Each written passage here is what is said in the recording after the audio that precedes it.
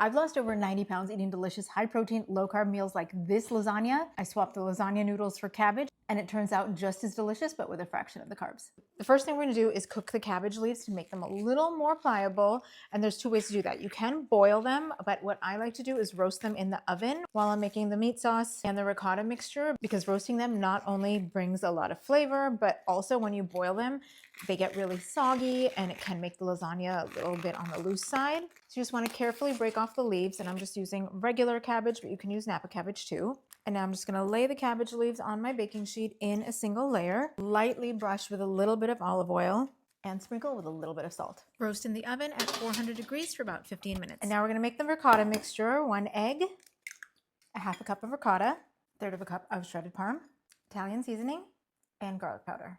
And fold everything together until it's nice and smooth. For the meat sauce, I'm keeping it super simple today. I'm just browning some ground bison. You can also use ground beef. I usually use bison because it's leaner and higher protein. And then I'm adding 3/4 of a jar of the Rao's roasted garlic sauce. It's so delicious and it has 0 added sugar. You can bake the cabbage lasagna in the oven. I'll include directions in the caption, but I'm gonna actually make it in my Ninja Crispi today.